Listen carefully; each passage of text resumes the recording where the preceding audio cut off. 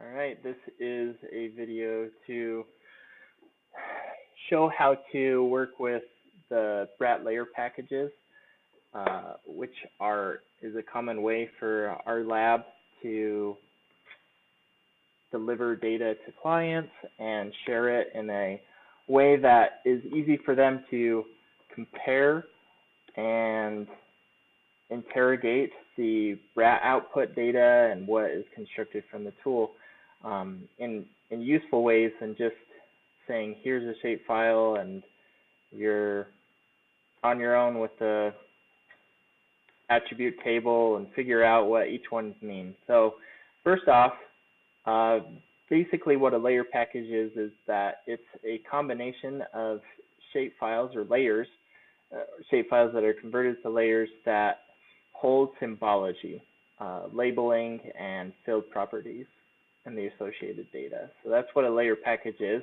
and we're sharing it with people because it is a good and conventional way to allow people to interrogate them. Now, it should be noted that these layer packages, are for interrogation, not for heavy-duty computing. So you want to use the original shapefiles for that if you're going to do some additional computations. You can obviously do like simple calculations of stream length and break it into different categories to see. What we'll often do is break it into categories and see where the distributions are. So like how much is existing, how much is in this category or this one. So it's useful in a lot of ways, and you can actually go in and interrogate the data, look at a lot of things, but it shouldn't be used for heavy analysis. If you're doing that with running further tools with that, go back to the original shapefile, which is in the BRAT output folder, or the BRAT project folder. But starting from square one is that we'll usually share a URL with you, or a hyperlink that is a link to the layer packages, and you'll just click on those and download it. It's just as easy as that. I usually and it's showing this one because I did that one already, but I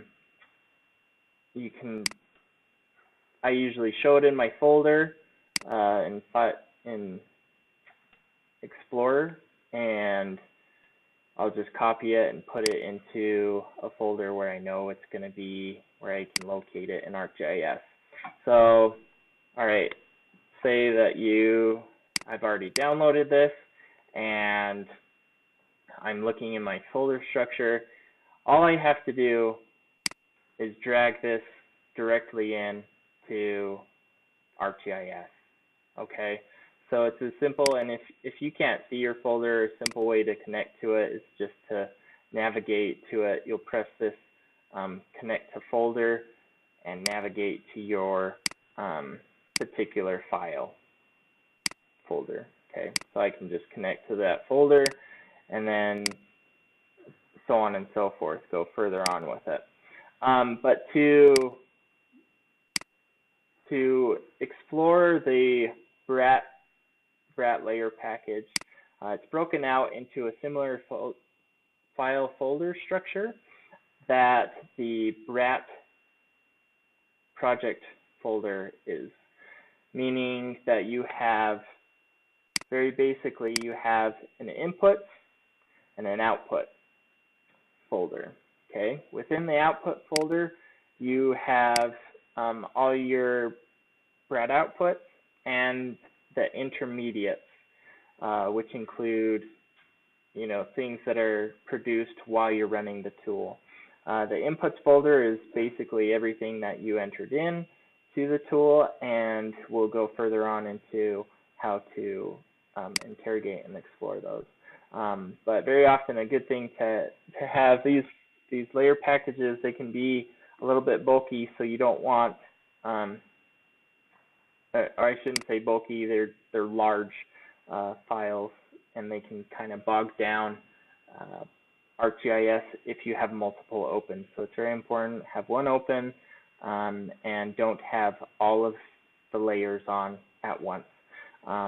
As you're going through and looking, you can see that I have a lot of check marks here, and that's because if I don't have these check marks in line, so this is my master folder that you could say, or master group, and then this is a subgroup or subfolder, and a subfolder of that, subfolder of that, subfolder of that, and that's so that we can keep it organized in an organized fashion, and that you can make sense of it. But it's important to have all these checked above it in the folder structure. So obviously I wouldn't need if I wanted to display an input or an input, then I could have this output folder unchecked and just check something in the inputs under here.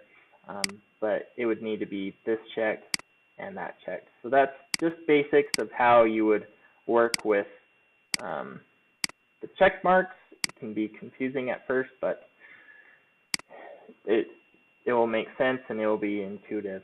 So this is the current version of BRAT that this table or this layer package produces, that you'll see here in this layer package is from version 3.0.19. In the future, things will probably be changed or modified a bit, especially this management. We have this capacity dialed in pretty well, but further layers will be added, and it shouldn't be something that anybody sees or the lack thereof in layers and be concerned about.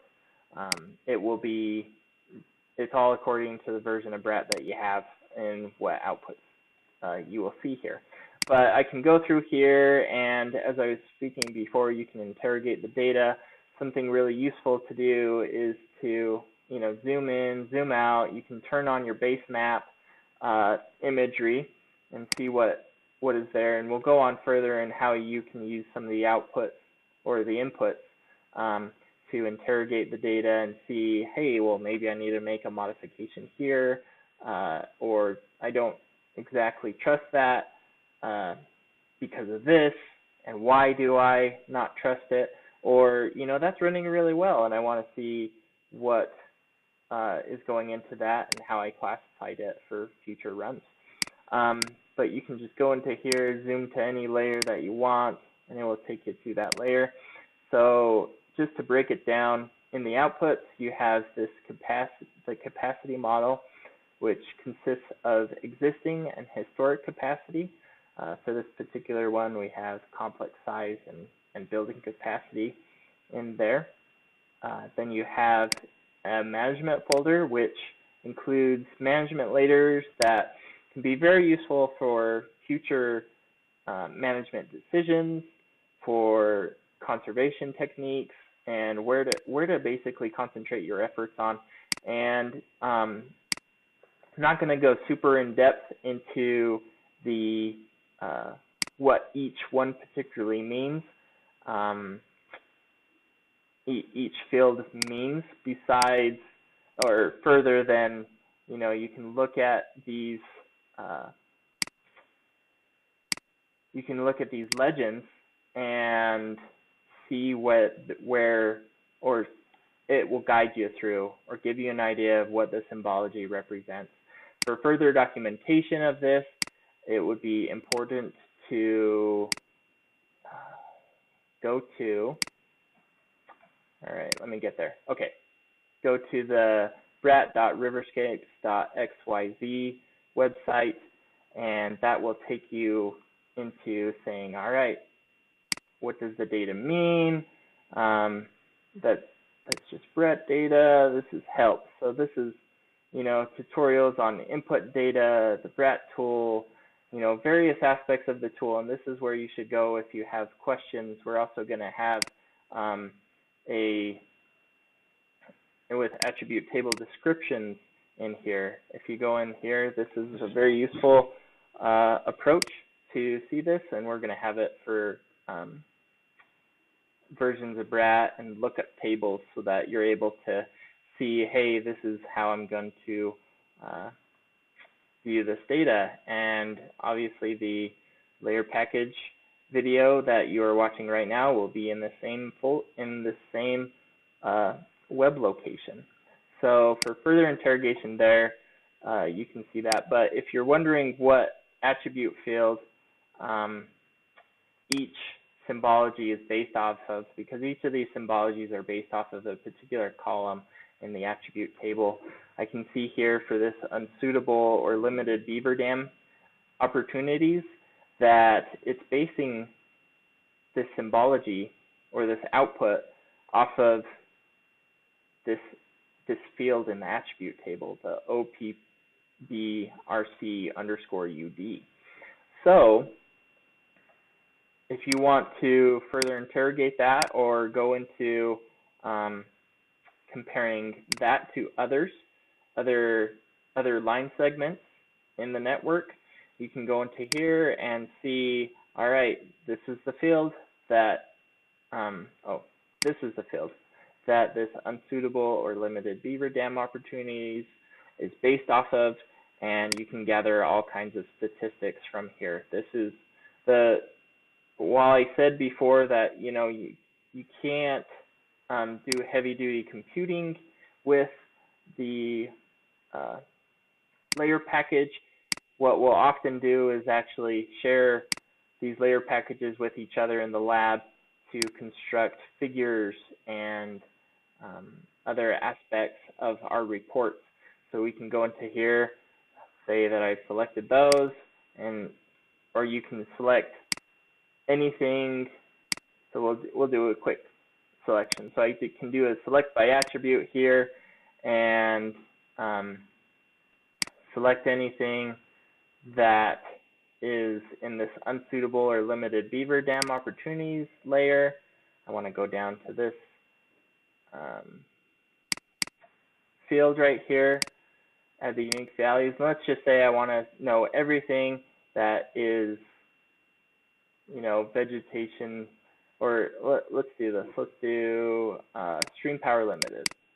Anything that's stream power limited. So as you can see in here, we've got that selected now. And you can just go into here and say, all right, like those are all my selected reaches, what's in common, what's not, what's their total length, what's their segment length, anything that you want to know with it. So you can interrogate that, but if you're running like further analysis on it with tools in ArcGIS, you want to do that with the shapefiles. Anyway, moving on past the output, the BRAT output, we also have, if you close this beaver restoration assessment tool under the outputs, you also have this intermediates folder that consists of the things, as I said before, the products that are produced midway through the tool. So before you've ran through the tool all the way, it will produce these nice layers that show, things that you can interrogate. So if you were saying, all right, I've got, simple example here, I've got existing capacity on,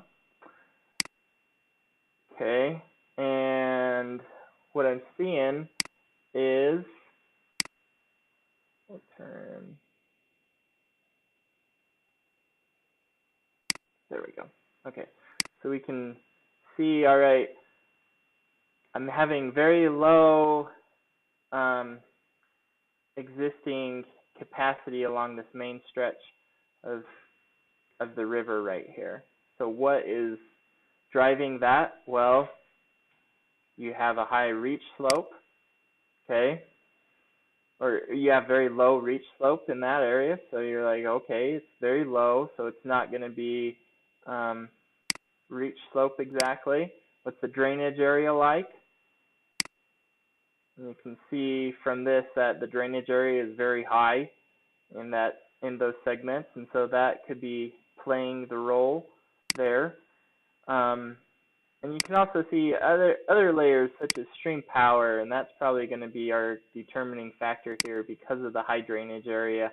And you can see that the stream power is pretty high in most of those areas, even with the low slope.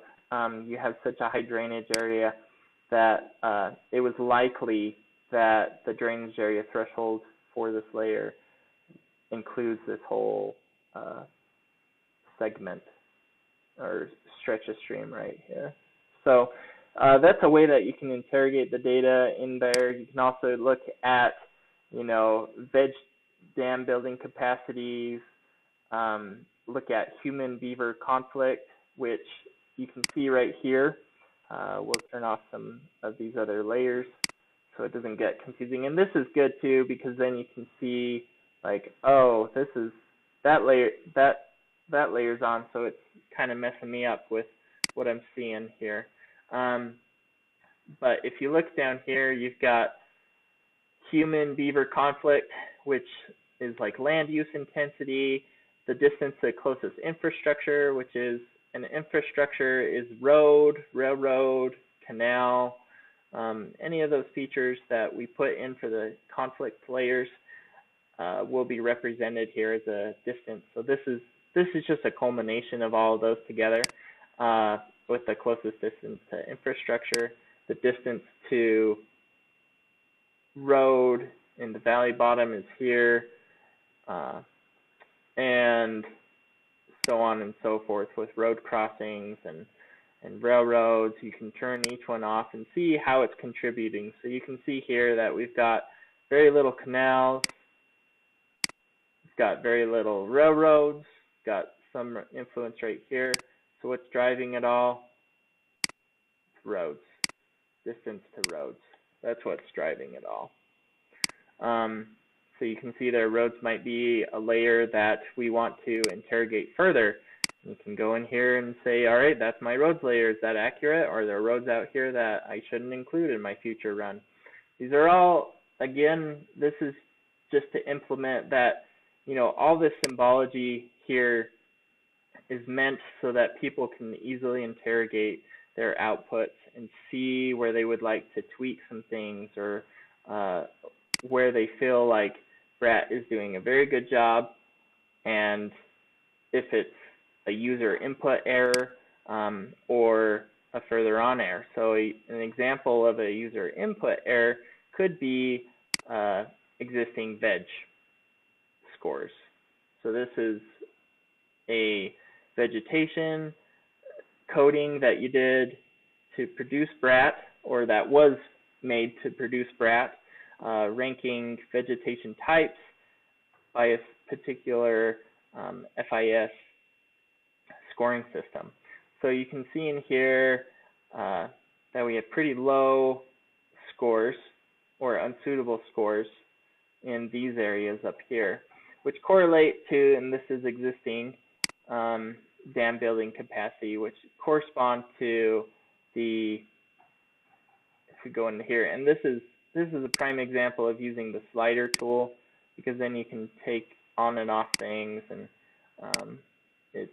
it's easy to do that. So as you can see here, we've got these lower scores which correspond to lower capacities, and higher scores up in the headwaters, and for other reasons as well. It has a higher, because of like drainage area and other things, it has a higher capacity level up there. So that's a good way that you can interrogate the data and see where you might be off or on.